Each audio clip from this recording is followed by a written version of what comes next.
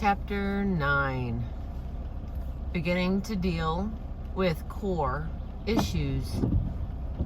An issue is any conflict, concern, or potential problem, whether conscious or unconscious, that is incomplete for us or needs action or change.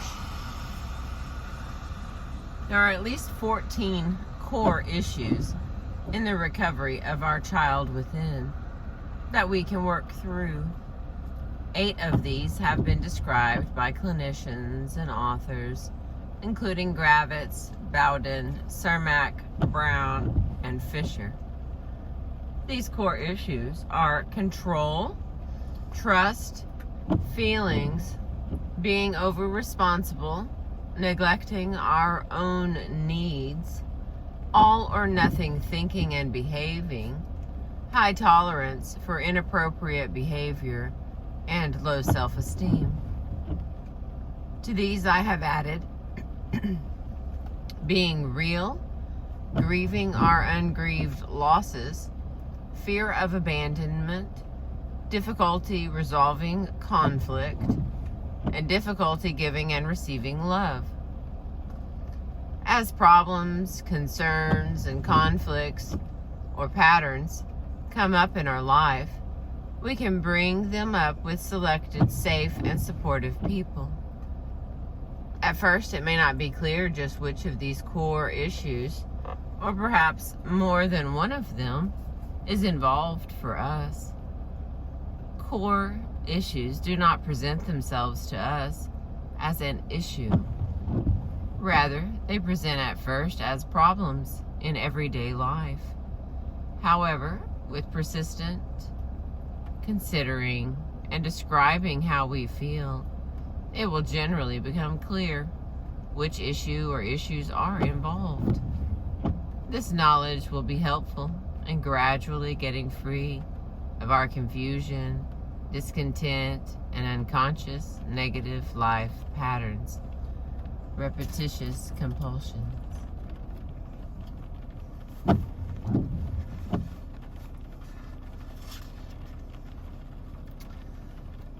All or nothing thinking and acting.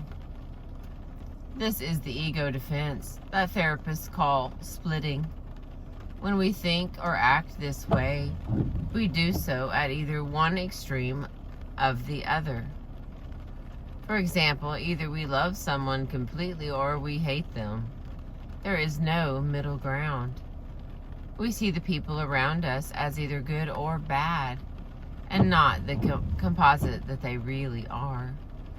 We judge ourselves equally as harshly. The more we use all or none thinking, the more it opens us up to behaving in all or none fashion. Both of these actions tend to get us into trouble and to cause us to suffer unnecessarily. We may become attracted to others who think and behave in an all or none fashion. But being around this kind of person tends to result in more trouble and suffering for us. Table 3 lists types of parental conditions associated with the dynamics of ACOAs and adult children from other dysfunctional families. While all or none thinking can occur in any of these parental conditions, it occurs especially often among fundamentalist religious parents. They are often rigid, punitive, judgmental, and perfectionistic. They are often in a shame-based system, which attempts to cover over and even destroy the true self. All or none thinking is similar to active alcoholism, other chemical dependence, codependence, or other active addictions and attachments, in that it sharply and unrealistically limits our possibilities and choices. To be so limited makes us feel constricted, and we are unable to be creative and to grow in our day-to-day lives. In recovery, we begin to learn that most things in our life, including our recovery, are not all or none, not either or. Rather, they are both and. They have shades of gray. They are somewhere in the middle, 3, 4, 5, 6, or 7, and not either a 0 or a 10. Control. Control is perhaps the most dominant issue in our lives. No matter what we think we have to control, whether someone else's behavior, our own behavior, or something else, our codependent self tends to latch on to these notions and will not let go. The result is often suffering, confusion, and frustration. Ultimately, we cannot control life, so the more we try to control it, the more out of control that we feel, because we are focusing so much attention on it. Frequently, the person who feels out of control is obsessed with the need to be in control. Another word for control is attachment. Wise people have found that attachment, or needing to be in control, is the basis for suffering. Certainly, suffering is part of life. We all may have to suffer before we can begin to consider our alternatives. Suffering may point out the path toward peace of mind.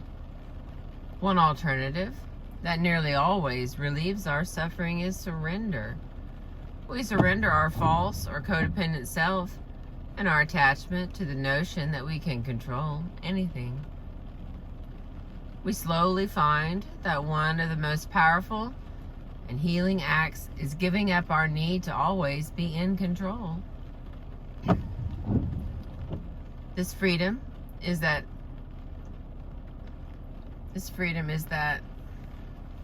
of our true self, our child within. In this context, the word surrender does not mean to give up or to lie down in the military sense of losing a war. Excuse me. Rather, we mean that one who surrenders wins the struggle of trying to control. Otherwise, it mostly results in needless suffering. This becomes an ongoing process in life, not a goal to be achieved only once. Needing to be in control is intimately related to and includes several other major life issues: willpower, fear of losing control, dependence, independence, trust, experiencing feelings, especially anger, self-esteem, and shame, being spontaneous, self-nurturing, all or none, and expectations of self and others. Many people have not worked through these important life issues.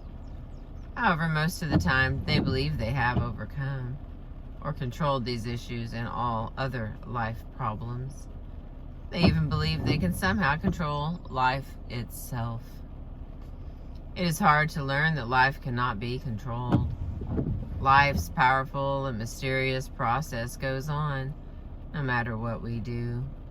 Life cannot be controlled because it is far too rich, spontaneous, and rambunctious to be fully understood, much less controlled by our thinking, controlling ego and minds.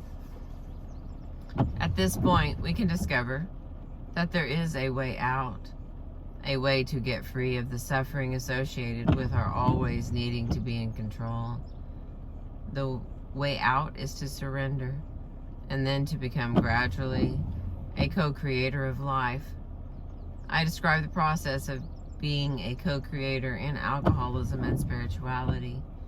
This is where the spiritual aspect of recovery comes into play as a powerful aid.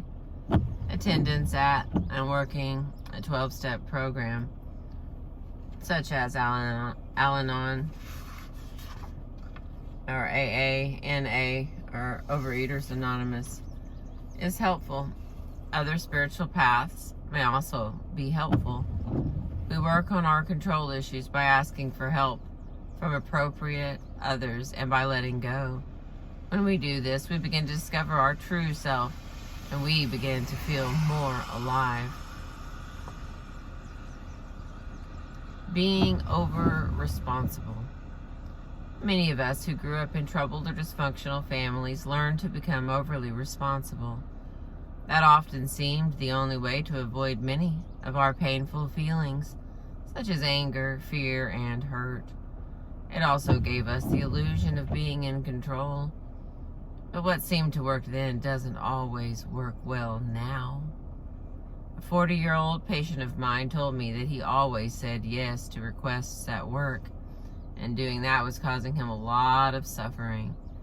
By working on himself for 2 years in group therapy, and by taking a course on assertiveness, he has learned to say no, and to let others do what he cannot do or does not want to do. He is discovering his true self, his child within. Instead of being over-responsible, other people may be irresponsible, passive, and feel as if they are victims of the world. It is equally helpful for them to work in recovery on these issues. Some benefit from assertiveness training. Neglecting our needs. Disowning and neglecting our own needs is intimately related to being over-responsible.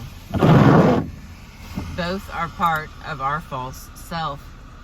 It may be useful at this point to review Chapter 4. Some may find it helpful to make a copy of Table 2, which lists some of our human needs, and to put this list where we can see it easily and often. Perhaps also to carry it with us. By observing and by working on our recovery, we can begin to identify people and places where we can get these needs met in a healthy manner.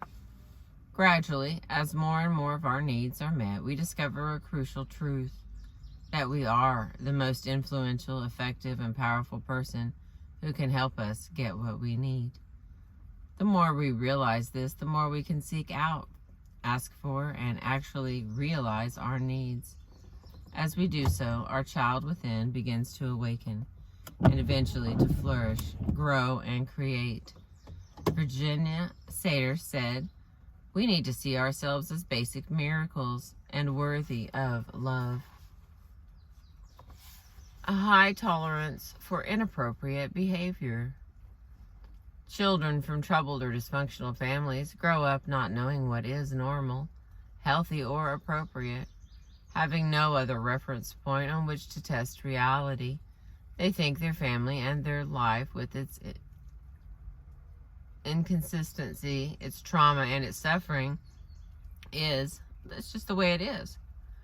In fact, when we assume the role of our false or codependent self, which troubled families, friendships, and work environments tend to promote, we become fixed in this role. We don't realize there is any other way to be.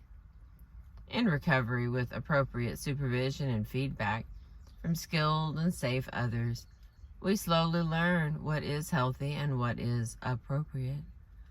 Other related issues include being over-responsible, neglecting our own needs, feelings, boundary issues, and shame and low self-esteem.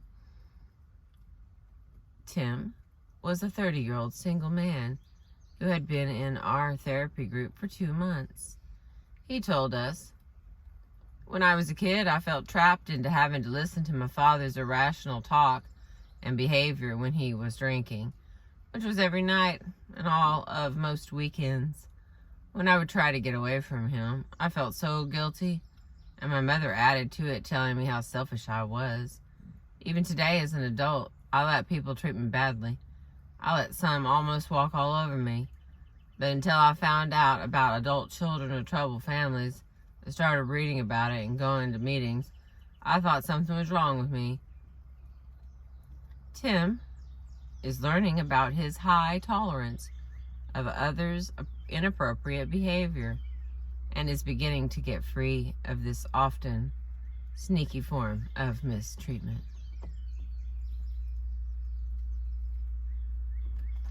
Fear of abandonment. Fear of being abandoned goes all the way back to our earliest seconds, minutes, and hours of existence. Related to the issue of trust and distrust, it is often exaggerated. Excuse me. It is often exaggerated among children who grow up in troubled or dysfunctional families. Thus, to counter this fear, we often mistrust. We shut out our feelings so we don't feel the hurt. Some of my patients reported that their parents threatened to leave or abandon them as a disciplinary measure when they were infants and young children.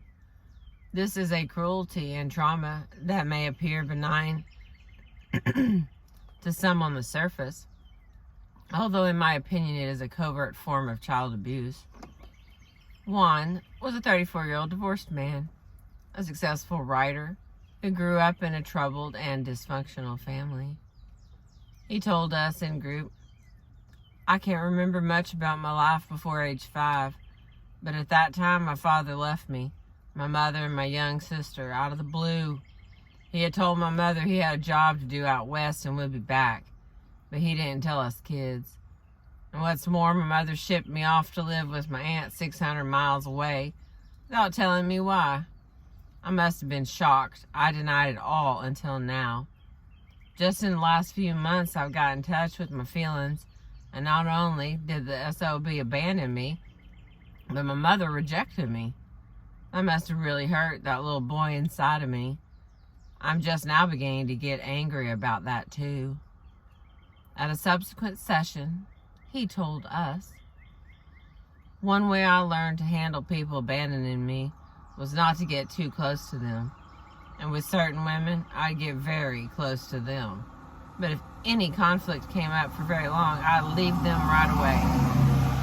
I can view it now that I was abandoning them before they could leave me." Juan continues to work on his feelings of hurt and anger in dealing with this important issue in his recovery, that of abandonment. Difficulty handling and resolving conflicts. Difficulty handling and resolving conflicts is a core recovery issue for adult children. It touches upon and interacts with most of the other core issues. Growing up in a troubled or dysfunctional family, we learn to avoid conflict whenever possible. When conflict occurs, we learn mostly to withdraw from it in some way. Occasionally, we become aggressive and try to overpower those with whom we are in conflict. When these techniques fail, we may become devious and attempt to manipulate. In a dysfunctional environment, these methods may help assure our survival, but they do not tend to work in a healthy, intimate relationship.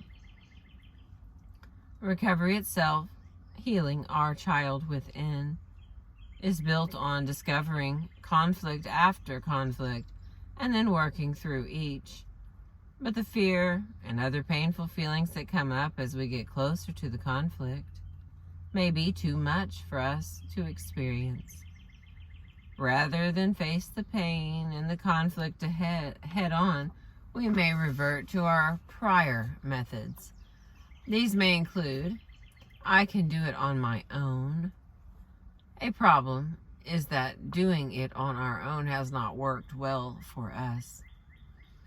Joanne was a 40-year-old woman who had been in group therapy for adult children of dysfunctional families for 7 months.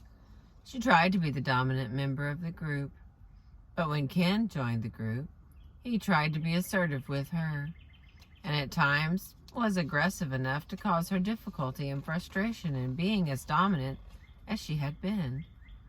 After several altercations between Joanne and Ken, Joanne announced that she had decided to leave the group. Upon exploration by the group, their basic conflict was revealed. My co-leader and I said, "Joanne, Ken, and the group are at a crucial point in their recovery. You are right in the middle of an important conflict. You have an opportunity here. since this group is a safe place to work through a core issue for each of you. In the past, how have you handled conflict? Oh my goodness, excuse me. The group members discussed how often they ran away from it, or became aggressive or even manipulative, and that had not worked for them. A group member said to Joanne, "You really do have a chance to work this thing through. I hope you don't leave."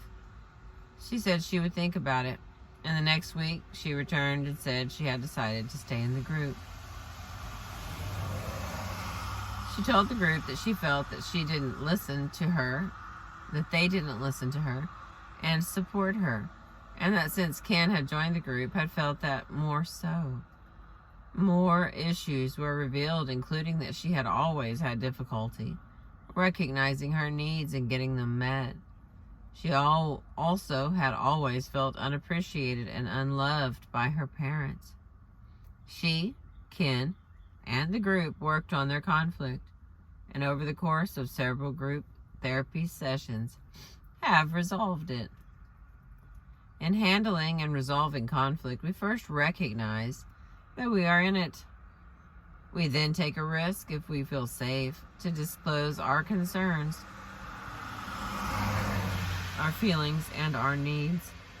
By working through conflict, we learn more and more to identify and work through past conflicts and current ones as they come up. It takes courage to recognize and to work through conflict. Beginning to talk about our issues. In recovery, we begin to report from the depths of our true self such experiences and fears as that of being abandoned. When we share our feelings, concerns, confusions, and conflicts in the company of safe and accepting people, we construct a story that we might not otherwise be able to tell. While it is useful for others to hear our stories, the most useful and healing thing about telling our own story is that we, the storyteller, get to hear our own story. Before we tell it, we don't know exactly how it will come out. So no matter what concern, problem, or life issue we may want to work on, risking and beginning to talk about it with a safe person or persons is a way out of the unnecessary burden of remaining silent. And when we tell our story from our hearts, bones, and guts, from our real self, we discover the truth about ourselves. Doing so is healing. Most often, when core issues and feelings come up for us early in recovery, the codependent self actually disguises them into other guises or masks. A task in recovery for us is to learn to recognize issues when they come up. One of the advantages in talking with safe others about our concerns is that doing so helps to expose and clarify our issues. Other issues. Of the remaining major or core issues of recovery, I've already discussed that of low self-esteem or shame in Chapter 6. Throughout this book, I discuss the issues of being real, grieving, and resolving conflict. The final section, triggering core issues. Many situations can trigger our core issues so that they become activated and begin to enter into our lives more overtly. One situation is an intimate relationship, one in which two or more people dare to be their real selves with one another. In an intimate relationship, we share parts of us that we rarely share with others. Such sharing immediately raises issues like trust, feelings, and responsibility. While we have the opportunity for many intimate relationships in recovery, our relationship with our counselor, therapist, therapy group members, or sponsor can and does trigger many issues. To deal with these most constructively, we can be our real self as much as possible. This requires us to surrender, to trust, to risk, and to participate. And all of this is potentially frightening. Other situations that often trigger or precipitate the surfacing of these issues include going through major life transitions, demands on our performance at work, home, or play, and especially making visits to our parents. When the feelings, frustrations, and issues surface, we can begin to get free of them if we are real, and if we share our real self with safe people whom we can trust. Thank you for listening. This has been chapter 9 from the book Healing the Child Within by Charles L. Whitfield, MD. I appreciate you.